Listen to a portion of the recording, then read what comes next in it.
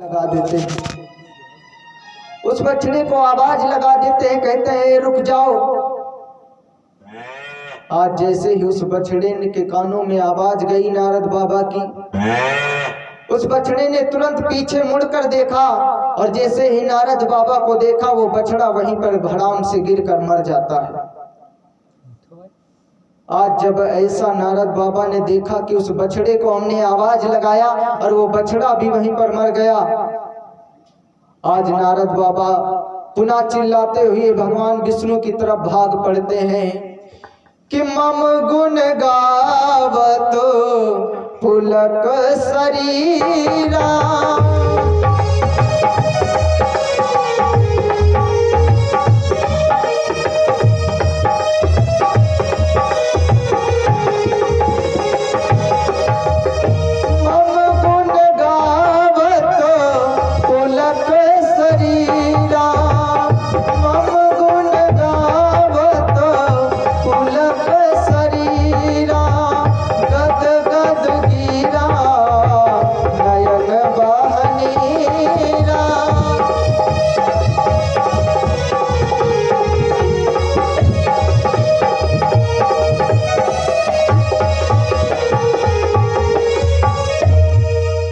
नारद बाबा पुनः रोते चिल्लाते हुए बिलखते हुए भगवान विष्णु के पास पहुंच जाते हैं।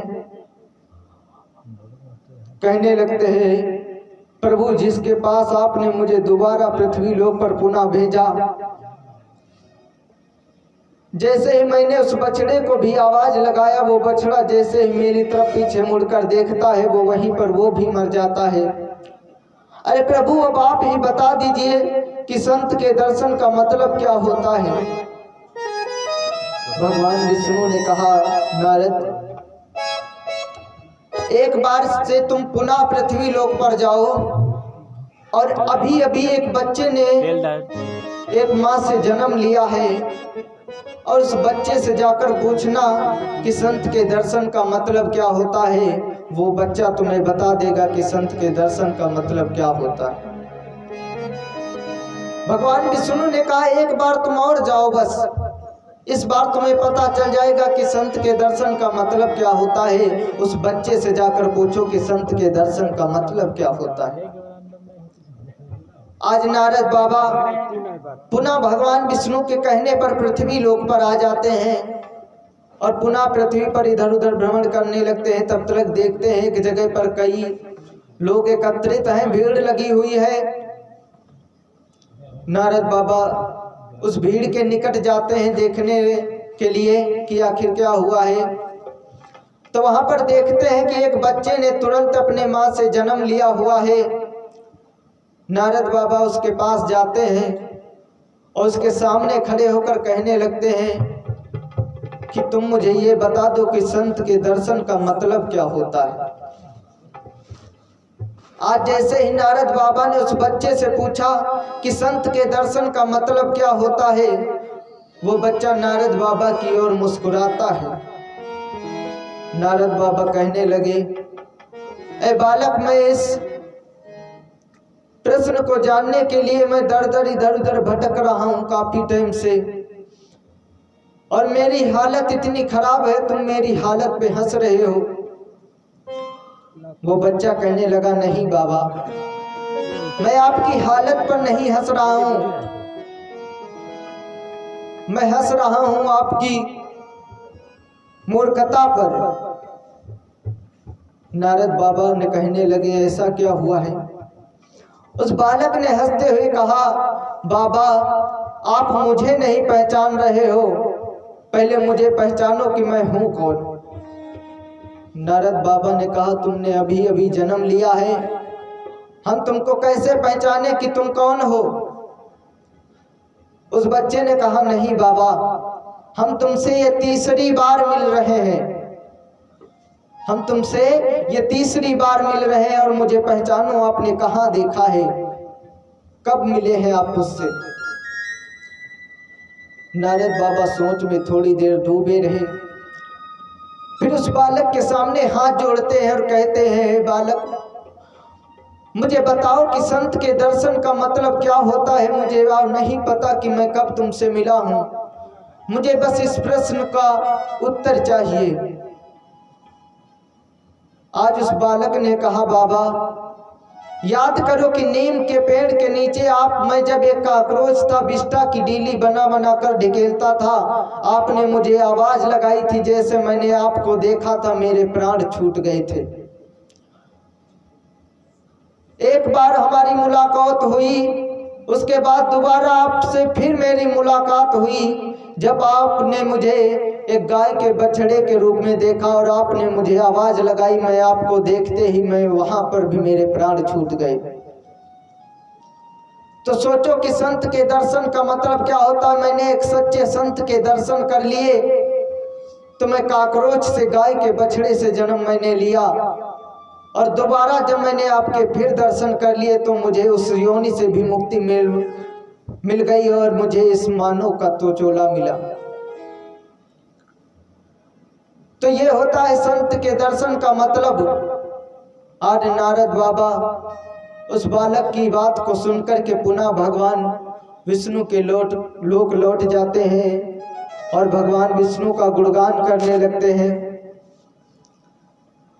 तो सच्चे संत के दर्शन बहुत मुश्किल से होते हैं, और अगर सच्चे संत के दर्शन करना होता है तो उसके लिए बड़ी तपस्या करनी पड़ती है। सच्चे संत कभी इतनी आसानी से किसी को नहीं मिलते, क्योंकि कवि कहता है कि संत महात्मा द्वार द्वार पर कभी किसी के न जाते।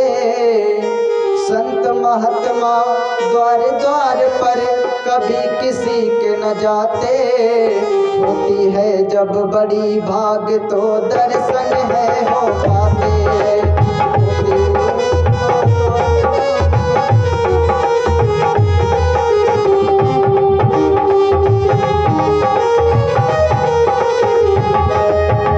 संत महात्मा द्वार द्वार पर कभी किसी के न जाते। होती है जब बड़ी भाग तो दर्शन है हो पाते।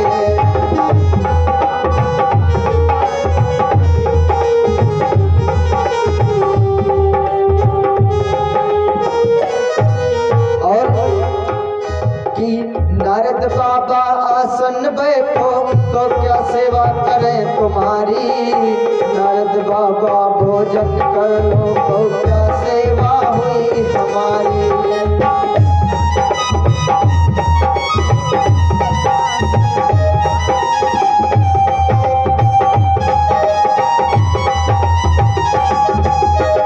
संत महात्मा द्वार द्वार पर कभी किसी के न जाते। संत महात्मा द्वार द्वार पर कभी किसी के न जाते। होती है जब बड़ी भाग तो दर्शन है हो पाते। होती है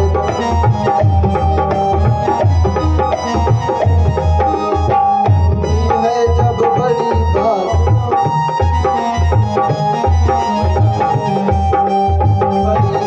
तो दर्शन है हो पाते। अगर जब किसी की बहुत भाग्य होती है, बड़ी किस्मत से सच्चे संत के दर्शन होते हैं, तो सच्चे संत के दर्शन इस प्रकार से होते हैं बंधुओं। और कहते हैं कि संसार में कभी भी किसी चीज का निर्णय लेने से पहले एक दो बार जरूर सोच लेना चाहिए, क्योंकि जल्दबाजी में लिया हुआ कोई भी कार्य सफल नहीं होता है।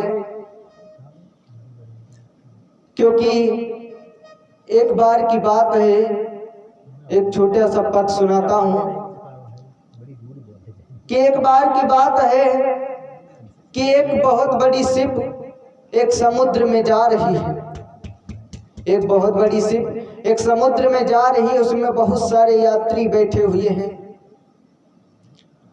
और तब तक उस शिप का कैप्टन अनाउंस करता है कि नाव डूबने वाली है, समुद्र में तूफान आ गया है और शिप डूबने वाली है। सभी पैसेंजर जब ये सुनते हैं, सभी यात्री, तो ना उस शिप के अंदर जो छोटी छोटी बोट होती हैं, नाव, उनको छोड़ दिया जाता है। तो आज उस कैप्टन ने ये अनाउंस कर करके उन नावों को छोड़ दिया जो शिप के अंदर होते हैं, ताकि यात्री जितने पैसेंजर अपनी जान बचा सकें, वो उस नाव में कूद कूद कर अपनी जान बचा सकें। तो ये कहानी एक टीचर अपने स्कूल में बच्चों को सुना रहे हैं और कहते हैं, बच्चों ये कहानी मैं तुम्हें सुना रहा हूँ, इस कहानी को सुनो, उसके बाद मैं तुमसे इसका आंसर पूछूंगा और इसका आंसर तुम्हें बताना होगा। तो टीचर कहता है, बच्चों आज जब वो शिप डूबने लगी तो उन नावों को छोड़ दिया गया। सभी यात्री उस नाव में कूद कूद करके अपनी जान बचाने के लिए कूद गए। आज सारे यात्री कूद गए हैं नाव से, लेकिन उसमें एक दंपत्ति जीवन जोड़ा बैठा हुआ है। एक दंपत्ति जीवन जोड़ा जब बच गया तो उसमें केवल एक नाव बची, जिसमें केवल एक ही यात्री बैठ सकता था। आज जब लास्ट में उस नाव को छोड़ा तो उस दंपत्ति जीवन के जोड़े में से उस आदमी ने उस नाव में जंप लगा दी।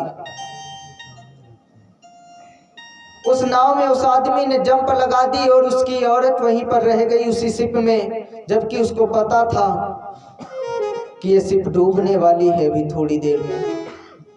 लेकिन उसके बावजूद उसने उस नाव में अकेले ही छलांग लगा दी, लेकिन अपनी पत्नी को नहीं बिठाया। तो टीचर कहता है, बच्चों ये बताओ,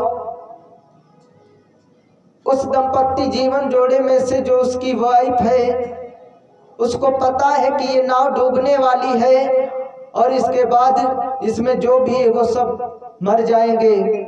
उसके बावजूद उसका आदमी उस नाव में अकेले छलांग लगा करके निकल जाता है। तो ये बताओ कि उस औरत ने अपने जाते हुए पति से क्या कहा होगा।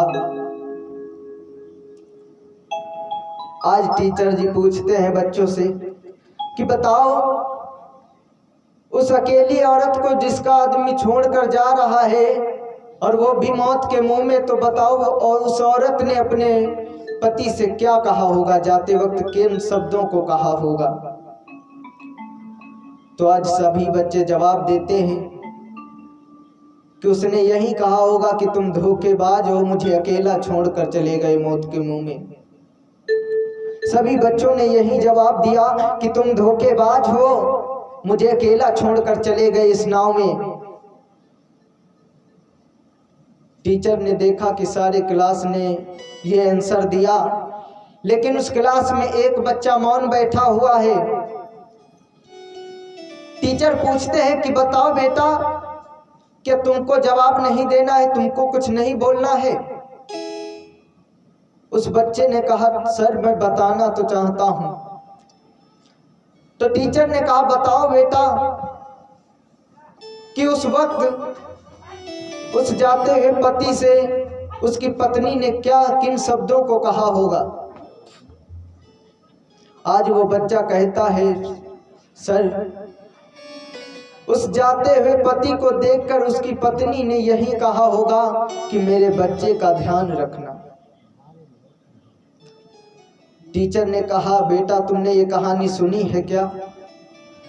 बच्चे ने कहा, नहीं सर, मैंने इस कहानी को सुना तो नहीं है, लेकिन जब मेरी माँ मुझे छोड़कर जा रही थी तो मेरे पापा के हाथों में मेरा हाथ दे करके उनसे भी यही कहा था कि मेरे बच्चे का ध्यान रखना। क्योंकि इस संसार में एक माँ के लिए उसके बेटे से बढ़कर कुछ नहीं होता है। एक स्त्री के लिए उसकी संतान से बढ़कर इस संसार में उसके लिए कोई भी चीज नहीं है। क्योंकि माँ का दिल बहुत बड़ा होता है। इसीलिए उन बच्चों ने सारा एक जवाब दिया और उस बच्चे ने बताया कि उस जाते हुए पति से उसकी औरत ने यही कहा होगा कि मेरे बच्चे का ध्यान रखना। आज वो जो मुसाफिर यात्री अपनी वाइफ को छोड़ करके नाव में कूद जाता है, उसकी एक बेटी होती है, उसको बड़े ही प्यार से अपनी बेटी को पालता है। पालने के बाद उसको बड़ा करता है और उसकी शादी कर देता है।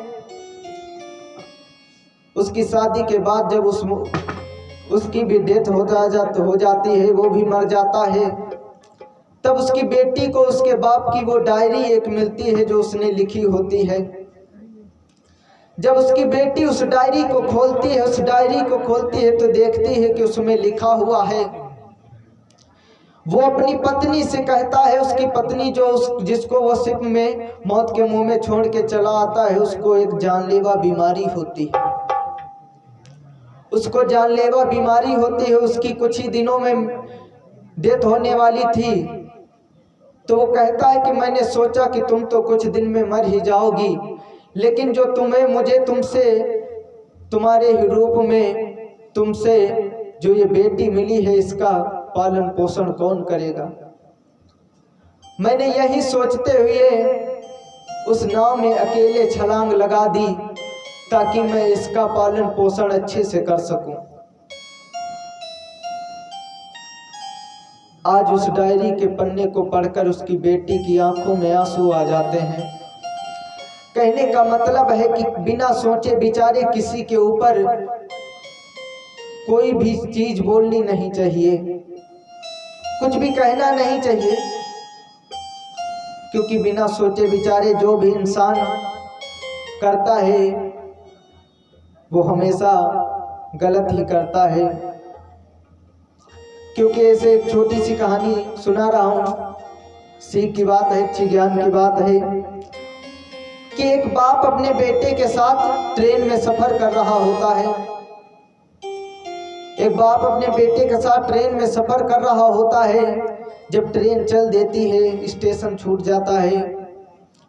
ट्रेन चलती है, स्टेशन छोड़कर आगे बढ़ती है। जब ट्रेन की गति तेज हो जाती है तो उसके साथ में उसका बच्चा वो जो खिड़की के पास बैठा हुआ है